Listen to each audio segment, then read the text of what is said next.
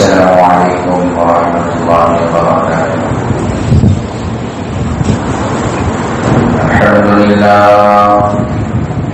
الحمد لله نحمده ونستعينه ونستغفره ونؤمن به ونتوكل عليه ونعوذ بالله من شرور أنفسنا ومن سيئات أعمالنا.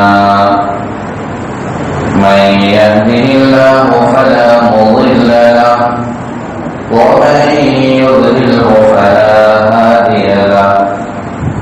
ونشهد أن لا إله إلا الله وحده لا شريك له. ونشهد أن سيدنا وسندنا وحبيبنا ومولانا محمدا عبده ورسوله. أما بعد فأعوذ بالله من الشيطان الرجيم. بسم الله الرحمن الرحيم. ألم يجدك يتيما فآوى. صدق الله العظيم وصدق رسوله النبي الكريم. ونحن على ذلك لمن الشاهدين والشاكرين والحمد لله رب العالمين. تمام حمد و توصیف اللہ رب العزت کے لیے ہے. درود و سلام ہو میرا والے نبی شافی محشر صاحب کوثر جناب محمد رسول اللہ صلی اللہ علیہ وسلم کا. محترم سامعین کرام، بزرگان دین، نوجوانان ملت، گزشتہ جمعہ آپ لوگوں کے سامنے سرکار دو عالم صلی اللہ علیہ وسلم کی ولادت باسعادت بیان ہوئی. حضرت عبدالمطلب حتیم کعبہ میں تشریف فرما تھے. جو انہیں اطلاع ملی اللہ کے نبی صلی اللہ علیہ وسلم کی ولادت باسعادت کی، فوراً گھر تشریف لے آئے. اپنے بیٹے کی نشانی کو اپنے پوتے کو سینے سے لگایا. پھر اللہ کے نبی صلی اللہ علیہ وسلم کو اپنے ہاتھوں میں لے کر کعبۃ اللہ تشریف لے گئے. اللہ رب العزت کی اس عطائے نعمت پر اللہ کا شکر ادا کیا اور دعائیں کی اور پھر واپس گھر تشریف لائے. حضرات محترم، اللہ کے نبی صلی اللہ علیہ وسلم کی ولادت باسعادت کا دن واقعتاً مسرت والا، خوشی والا دن تھا. اللہ کے نبی صلی اللہ علیہ وسلم کا چچا ابو لہب، جس نے سب سے پہلے اللہ کے نبی صلی اللہ علیہ وسلم کی طرف دشمنی کا پتھر پھینکا تھا، دشمنی کا پتھر مارا تھا، اس نے بھی اللہ کے نبی صلی اللہ علیہ وسلم کی ولادت باسعادت پر خوشی کا، مسرت کا اظہار فرمایا. جب اس کی والدی نے ابو لہب کے پاس جا کر اللہ کے نبی صلی اللہ علیہ وسلم کی ولادت باسعادت کی خوشخبری سنائی تو ابو لہب نے انگلی کا اشارہ کرتے ہوئے اس باندی کو آزاد کر دیا. ابو لہب کے مرنے کے بعد حضرت عباس رضی اللہ تعالیٰ نے ابو لہب کو خواب میں دیکھا. خواب میں دیکھ کر ابو لہب کے احوال کو دریافت فرمایا. اے ابو لہب، تیرے ساتھ کیا معاملہ ہو رہا ہے؟ ابو لہب نے کہا، میرا بھتیجا جو دین لایا ہوا ہے وہ دین بڑا سچا ہے، بڑا پاکیزہ ہے، بڑا منزہ دین ہے، اس کی باتیں بڑی سچی ہے، بڑی پیاری ہے، لیکن میں بڑا نافرمان ہوں کہ میں نے اپنے بھتیجے پر ایمان نہیں لایا، جس کے سبب بڑا سخت عذاب، دردناک عذاب مجھے دیا جا رہا ہے. ہاں، جس وقت اپنے بھتیجے کی ولادت پر میں نے خوشی کا اظہار کرتے ہوئے اپنی باندھی کو جن انگلیوں کا اشارہ کرتے ہوئے میں نے آزاد کر دیا تھا، ان انگلیوں سے مجھے کچھ پانی کا مادہ پینے کے لیے نصیب ہو جاتا ہے، اس کو میں پیتا ہوں تو مجھے جو عذاب پہنچایا جا رہا ہے اس عذاب میں مجھے تخفیف لگتا ہے۔ اور ایک روایت اس طرح بیان کی گئی ہے، ابو لہب کہنے لگا جس عذاب میں میں مسلط ہوں وہ عذاب پیر کے دن مجھ پر تخفیف کر دیا جاتا ہے۔ الغرض اللہ کے نبی صلی اللہ علیہ وسلم کا ولادت کا دن ساری دنیا کے لیے، سارے انسانوں کے لیے، غلاموں کے لیے، فقیروں کے لیے، مجبوروں کے لیے، بے کسوں کے لیے، بے سہاروں کے لیے، یتیموں کے لیے، بیواؤں کے لیے، زندہ درگور کر دینے والی بچیوں کے لیے، ہر کس و ناکس کے لیے اللہ کے نبی کی ولادت کا دن بڑی مسرت والا دن تھا۔ عبد المطلب جب اللہ کے نبی صلی اللہ علیہ وسلم کو لے کر گھر آئے تو اپنی بہو سے پوچھا، اے آمینہ تم نے اپنے بچے کا نام کیا رکھا؟ حضرت آمینہ فرماتی ہیں میں اس بچے کے انوارات کو دیکھ کر، برکات کو دیکھ کر میں خود حیران ہوں، پریشان ہوں، اور میرا من میرے بس میں ہی نہیں ہے، اور مائیں اپنے ہونے والے لاڈلوں کے لیے ہزاروں نامے سوچ کر رکھا کرتی ہیں، لیکن آکاش ذہن میں صرف یہ ہی نام کی آہٹیں سنائی دیتی ہے، وہ ہے محمد محمد، اس لیے میں نے اپنے جان سے بچے کا نام محمد رکھ دیا ہے۔ حضرت عبد المطلب فرمانے لگے بیٹی نام بڑا اچھا ہے، بڑا خوبصورت ہے، بچہ بھی منفرد ہے، نام بھی بڑا اچھا ہے، نام بھی منفرد ہے۔ بعض حضرات علماء نے اور روایتوں میں اس طرح کی روایت بتائی ہے کہ اللہ تبارک و تعالیٰ نے روئے صالحہ کے ذریعے حضرت عبد المطلب اور آمینہ کو بتا دیا تھا، اے آمینہ جو لال تمہارے گود میں آ رہا ہے یہ معمولی بچہ نہیں ہے، اس بچے کا نام تو محمد احمد صلی اللہ علیہ وسلم کر کے رکھنا۔ چنانچہ مکہ کا دستور تھا، مکہ کا رواج تھا،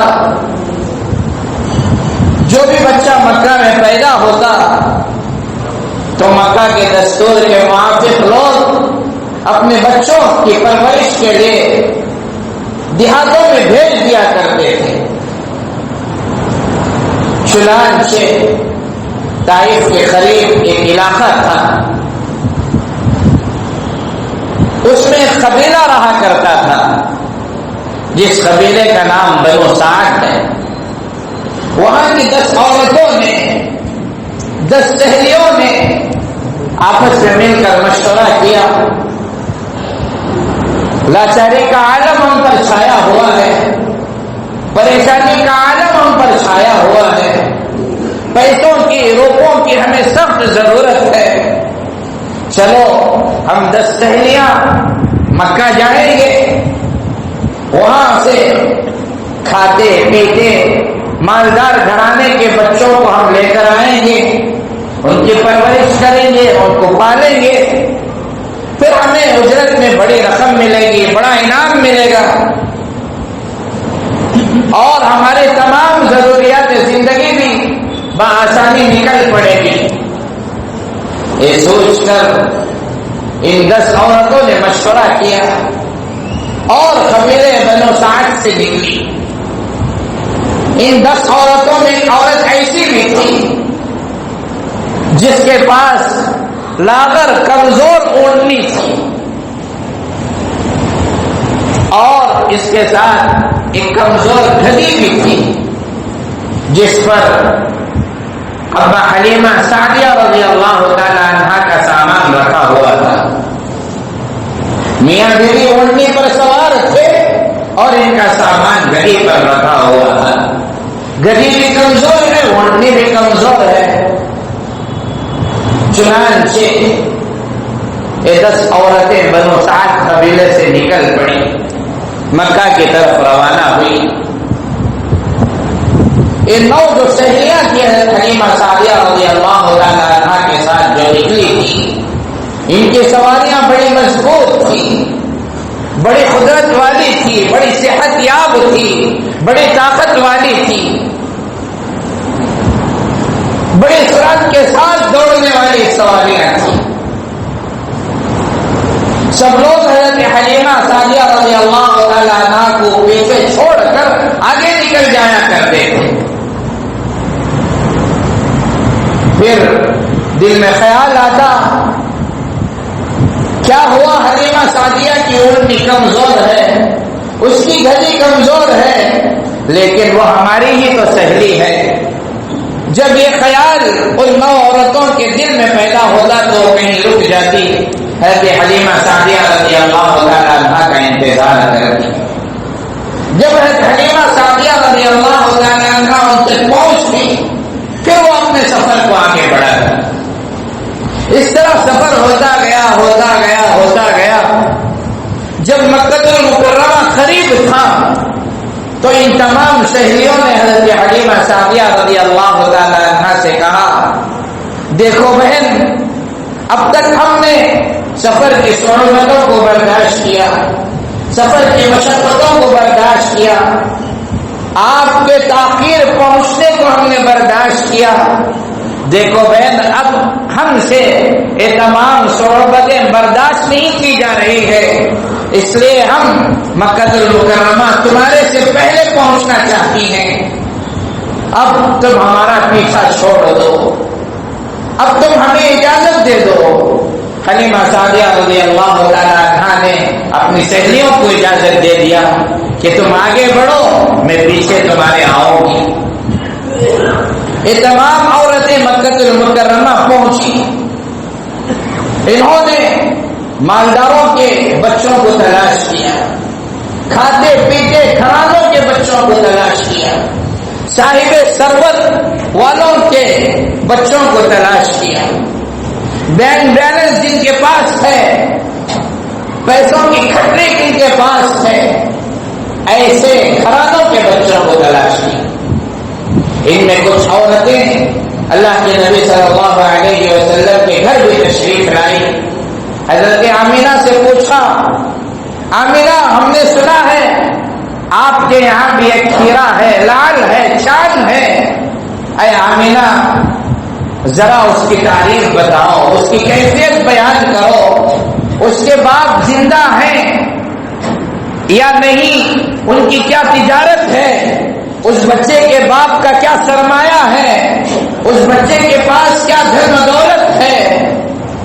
حضرت آمینہ فرماتی ہیں ان عورتوں سے، بچہ تو ہے، چاند بھی اس کی خوبصورتی کو دیکھ کر ماند پڑ جاتا ہے. یہ بات تو بڑی صحیح ہے، لیکن بچے کے سر سے بچے کے باپ کا سایہ آدھی تک اٹھ چکا ہے.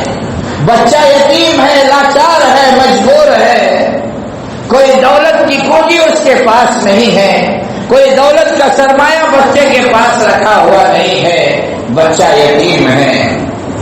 اتنا سن کر آنے والی عورتوں نے اللہ کے نبی صلی اللہ علیہ وسلم کے گھر کو چھوڑ کر مالداروں کے گھروں کا رخ کیا. سوچا بچہ یتیم ہے، بچے کا باپ بھی نہیں ہے، اسے پالیں گے، تربیت کریں گے تو انعام میں ہمیں کوئی موٹی رقم نہیں ملے گی. یہ سوچ کر چلی گئی اور مالدار گھرانوں سے بچوں کو لے لیا اور پھر اپنے قبیلے کی طرف روان دوا ہو گئی. بڑی تاخیر کے بعد، بڑی دیر کرتے ہوئے ہے کہ حلیمہ مکہ المکرمہ پہنچی تو اسے معلوم ہوا تمہارے ساتھ جو 9 سہیلیاں آئی تھی انہوں نے ہر مالدار کے بچوں کو چن چن کر اپنی جھولی میں دے دیا ہے اور پھر اپنے قبیلے کی طرف نکل گئی ہیں۔ اب صرف ایک ہی مکہ میں بچہ رہ گیا ہے، وہ یتیم ہے، لاچار ہے، جس کے سر پر اس کے باپ کا سایہ نہیں ہے۔ حضرت حلیمہ مغموم ہوئی، رنجیدہ ہوئی، اپنی قسمت پر رونے لگی۔ پھر حضرت حلیمہ بڑا دل میں حضرت حلیمہ کے بڑا توکل تھا، اللہ کی ذات پر امید تھی۔ اس نے اپنے شوہر سے مشورہ کیا، شوہر بھی بڑا توکل والا تھا، شوہر کی نگاہیں بھی اللہ کی ذات پر تھی۔ شوہر نے اپنی بیوی کو تسلی دیا، حضرت حارث نے حضرت حلیمہ کو تسلی دی، دیکھو اہلیہ محترمہ، اسی یتیم لاچار بچے کو اپنے سینے سے لگا لو، ہو سکتا ہے اللہ تبارک و تعالی اسی کی برکت سے، اسی کی سعادت سے ہماری زندگی کو چمکا دے گا۔ چنانچہ حلیمہ سعدیہ رضی اللہ تعالی عنہا بی بی آمینہ کے پاس گئی، بی بی آمینہ سے کہنے لگی، اے آمینہ، تمہارے گھر بچہ ہے؟ بی بی آمینہ کہنے لگی، بچہ تو ہے لیکن تمہیں لینا نہیں ہے۔ یہ کہہ کر حضرت آمینہ کی آنکھوں سے آنسو جاری ہو گئے، دل میں مختلف آوازیں گونجنے لگی، کاش اس بچے کا باپ زندہ ہوتا تو جس طرح اور عورتوں نے عمرہ کے بچوں کو لے کر اپنے ملک کی طرف روانہ ہوئی، اسی طرح کوئی اور عورت بھی میرے بچے کو مالدار کا بچہ پا کر لے لیتی۔ کاش اس کا باپ پیدا ہوتا تو اس کا باپ اس بچے کو کاندھے پر لے کر جاتا، دوست اقارب کے پاس لے کر جاتا، میرے بچوں کو دوستوں کی جانب سے سلامی ملا کرتی تھی۔ یہ کیفیتیں، یہ مختلف چیزیں حضرت آمینہ کو الجھن میں ڈبو دیا، الجھن میں ڈال دیا۔ غیب سے آواز آئی، اے آمینہ فکر مت کر، فکر کرنے والا کوئی دوسرا ہے، اگر تیرا بچہ کھلونا مانگے گا تو ہم چاند کو کھلونا بنا دیں گے، اگر تیرا بچہ سلامی چاہے گا تو ہم ستاروں سے اسے سلامی سنا دیں گے، اگر تیرا بچہ سیر و تفریح کا ارادہ کرے گا تو ہم معراج میں اسے سفر کے طور پر بلا لیں گے۔ حضرت آمینہ کی ان کیفیتوں کو اللہ تبارک و تعالیٰ نے ایک حوصلہ دیا۔ پھر حضرت آمینہ سے حلیمہ نے کہا، اے آمینہ، میں تو اسی بچے کو لینے کے لیے آئی ہوں جو یتیم ہے۔ پھر حضرت آمینہ اللہ کے نبی صلی اللہ علیہ وسلم کے کمرے میں حضرت حلیمہ سعدیہ رضی اللہ تعالیٰ عنہ کو لے گئی۔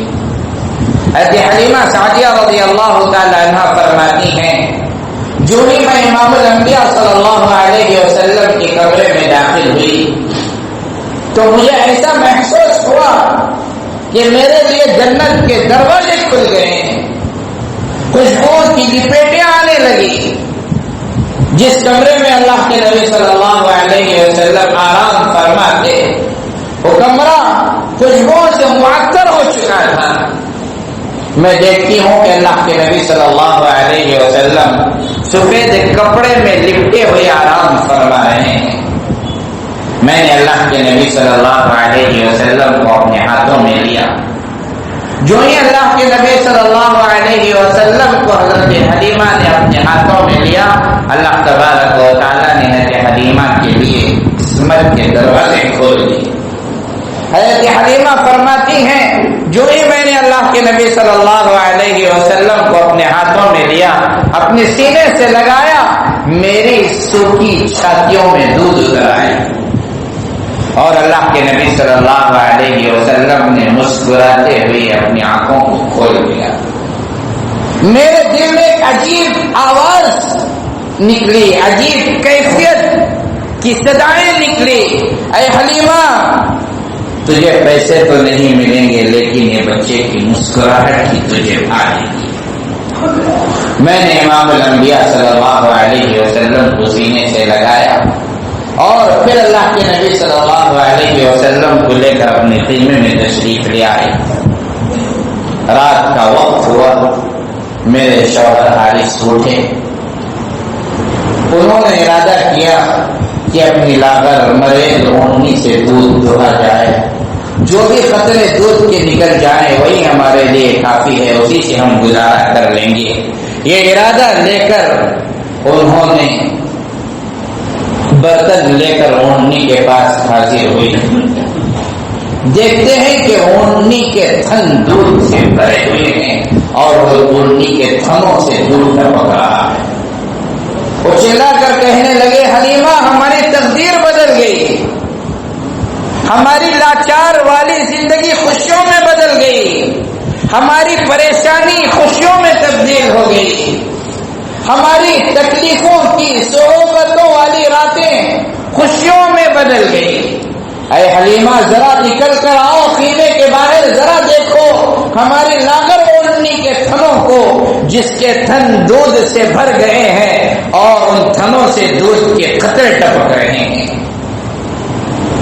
چنانچہ حضرت حلیمہ سعدیہ رضی اللہ تعالی عنہا فرماتی ہیں، میں اللہ کے نبی صلی اللہ علیہ وسلم کی دن بدن رحمتوں کا، برکتوں کا مشاہدہ کرنے لگی۔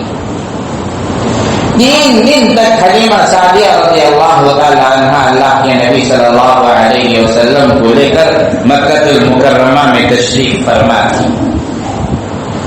3 دن کے بعد حلیمہ سعدیہ رضی اللہ تعالی عنہا نے ارادہ کیا کہ ہم اب اپنے قبیلے کی طرف جائیں۔ چنانچہ انہوں نے اونٹنی کو نیچے بٹھا کر انہوں نے اپنے شوہر سے کہا کہ حارث تم اونٹنی پر بیٹھ جاؤ، کیونکہ تمہیں ہی اونٹنی کو چلانا ہے۔ پھر حلیمہ سعدیہ رضی اللہ تعالی عنہ اللہ کے نبی کو گود میں لے کر پیچھے اونٹنی پر سوار ہو گئی۔ اب بڑی کوششوں کے باوجود اونٹنی اڑنے کے لیے تیار نہیں، چلنے کے لیے تیار نہیں۔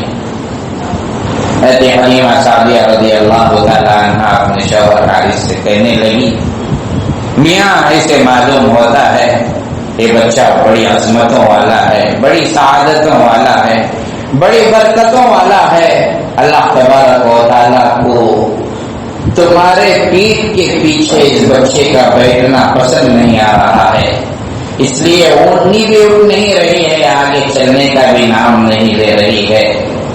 چنانچہ سن کر حارث نیچے اتر گئے اور حلیمہ سعدیہ سے فرمایا کہ تم امام الانبیاء صلی اللہ علیہ وسلم کو لے کر اونٹنی کے آگے بیٹھ جاؤ، میں تمہارے پیچھے بیٹھ جاتا ہوں۔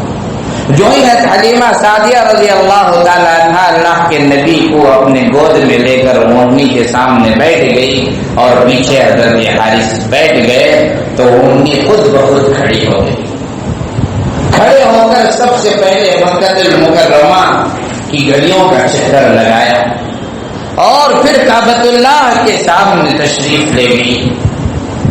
پھر وہاں کعبۃ اللہ کے سامنے 3 سجدے کی اور پھر آسمان کی طرف سر کیا اور پھر اپنے منزل مقصود کی طرف رواں دواں ہو گئی۔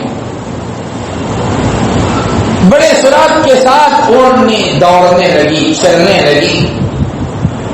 حضرت حلیمہ کی جو سہیلیاں تھیں بہت پہلے حضرت حلیمہ سے نکل چکی تھی، انہوں نے دیکھا کہ ایک اونٹنی ہمارے پیچھے آ رہی ہے، بڑے سرعت کے ساتھ، تیزی کے ساتھ دوڑ رہی ہے، جس کی گرد و غبار کا احساس ہمیں ہو رہا ہے۔ چنانچہ وہ حیران ہو گئی، کون سا شہسوار ہوگا اس اونٹنی پر آ رہا ہے، ذرا رک کر مشاہدہ کر لیں۔ چنانچہ جب انہوں نے پیچھے مڑ کر دیکھا، اپنی سواریوں کو روک کر دیکھا، اپنی سواریوں پر سوار ہوتے ہوئے جب دیکھا تو سواری کسی اور کی سواری نہیں تھی، انہی سہیلیوں کے ساتھ آنے والی ان کی ایک سہیلی جس کا نام حلیمہ سعدیہ تھا، اسی کی سواری تھی۔ تمام سہیلیاں حیران ہو گئی، پریشان ہو گئی۔ حضرت حلیمہ سے پوچھنے لگی، اے حلیمہ کیا تم نے سواری بدل لی؟ جب ہمارے ساتھ آئی تھی تو بڑی مریل اوڑھنی تھی، لاغر گلی تھی، کسی قسم کی توقعات نہیں کی جا رہی تھی۔ تو حلیمہ اپنی سہیلیوں سے کہنے لگی، اے بہنوں میں نے سواری نہیں بلکہ سوار بدل لیا ہے۔ جب میں اپنے قبیلے بنو سعد سے مکہ آئی تھی اس وقت اس کا سوار میرا شوہر عائش تھا، اب جب میں مکہ سے اپنے شہر جا رہی ہوں تو اس وقت اس اونٹنی کا شہ سوار محمد رسول اللہ ہے صلی اللہ علیہ وسلم، جس کو اللہ تبارک و تعالیٰ نے قیامت تک کے لیے صدر نشین بنا کر دنیا میں بھیج دیا۔ حضرت حلیمہ سعدیہ رضی اللہ تعالیٰ عنہ فرماتی ہیں، میرا علاقہ بنو سعد قحط سالی کی وجہ سے بنجر تھا، وہاں رہنے والے تمام جانور کمزور ہو چکے تھے، مدتیں صدیاں گزر گئی تھی، بارشوں کا نزول نہیں ہوا تھا، بارشیں نہیں ہوئی تھی۔ جو ہی میں نے امام الانبیاء صلی اللہ علیہ وسلم کو لے کر اپنے قبیلے میں، اپنے ملک میں، اپنے شہر میں، اپنے گاؤں میں داخل ہوئی، بغیر بارش کے میرے شہر کی زمینیں لہلہانے لگی، بغیر بارش کے میرے زمینوں میں ہریالی اگنے لگی، درخت اگنے لگے، اور وہاں رہنے والے تمام کمزور جانور اچھے ہو گئے، اور میرے بکریوں کے ریوڑ میں بہت ساری بکریاں تھیں، بیمار تھی، دودھ نہیں دیا کرتی تھی، مجھے ان کی بڑی پریشانی ہوا کرتی تھی۔ جو ہی میں نے امام الانبیاء صلی اللہ علیہ وسلم کو لے کر اپنے گھر میں داخل ہوئی تو میرے گھر میں خوشبوؤں کی لپیٹیں آنا شروع ہو گئی، میرے گھر پر اللہ تبارک و تعالیٰ کی رحمتوں کا، برکتوں کا نزول شروع ہو گیا، میری بکریوں کے تھن دودھ سے بھر کر ان کے تھنوں سے دودھ ٹپکنا شروع ہو گیا، میرے گھر کے تمام برتن دودھ سے بھر جاتے، پھر بھی میرے بکریوں کے تھنوں میں دودھ بھر کر ان کے تھنوں سے دودھ ٹپکتا رہتا۔ میرے قبیلے کے لوگ، میرے گاؤں کے لوگ میری قسمت پر رشک کیا کرتے تھے، اے حلیمہ تو نے بڑی سعادتوں والا، برکتوں والا بچہ لے کر اپنے قبیلے آ گئی، اپنے گھر آ گئی، جس سے تیرا ہی فائدہ نہیں ہو رہا ہے بلکہ ہم سب کا فائدہ ہو رہا ہے۔ حضرت حلیمہ سعدیہ سے ان کی سہیلیاں، ان کے رشتہ دار، دوست، اقارب، ملنے جلنے والے پوچھا کرتے تھے، حلیمہ تیری بکریوں کے تھنوں میں دودھ بہت زیادہ ہوتا ہے، اتنا دودھ ہوتا ہے کہ تھن بھر جانے کے بعد بکریوں کے تھنوں سے دودھ ٹپکتا ہے، اے حلیمہ ذرا بتا دو تم کون سا سبزہ اپنی بکریوں کے لیے استعمال کرتی ہو، کس زمین پر اپنی بکریوں کو چرانے کے لیے بھیجتی ہو؟ حلیمہ سعدیہ کہنے لگی، جہاں عام بکریاں چرنے کے لیے جاتی ہیں وہی میری بکریاں بھی جاتی ہیں، اللہ کا کرنا ایسا ہے میری بکریاں بھر پیٹ کھا کر آ جاتی ہے اور تمہاری بکریوں کے مقدر میں جو ہے وہ کھا کر واپس لوٹ جاتی ہے۔ حضرت حلیمہ سعدیہ رضی اللہ تعالی عنہا دن بدن اللہ کے نبی صلی اللہ علیہ وسلم کی برکتوں سے، رحمتوں سے، سعادتوں سے مالا مال ہوتی رہی، مالا مال ہوتی رہی۔ حضرت حلیمہ سعدیہ رضی اللہ تعالی عنہا کا گھرانہ کل 6 افراد پر مشتمل تھا۔ حضرت حلیمہ سعدیہ رضی اللہ تعالی عنہا کی ایک بیٹی تھی جس کا نام شیمہ تھا۔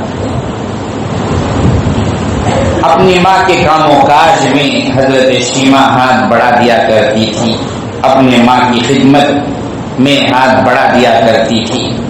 اکثر ایسا ہوتا کہ حضرت شیمہ اللہ کے نبی صلی اللہ علیہ وسلم کو نہلایا کرتی تھی، کپڑے پہنایا کرتی تھی، آنکھوں میں سرما لگایا کرتی تھی، کپڑوں پہ عطر مل دیا کرتی تھی۔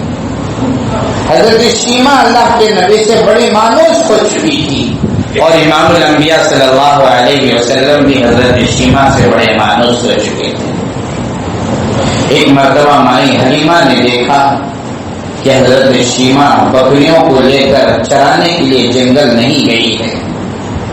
حضرت حلیمہ نے اپنی بیٹی سے بلایا، اپنی بیٹی کو بلایا، پوچھا بیٹی سورج نکل آیا ہے، دن کا اکثر حصہ نکل گیا ہے، ابھی تک تم نے بکریوں کو لے کر جنگل نہیں گئی؟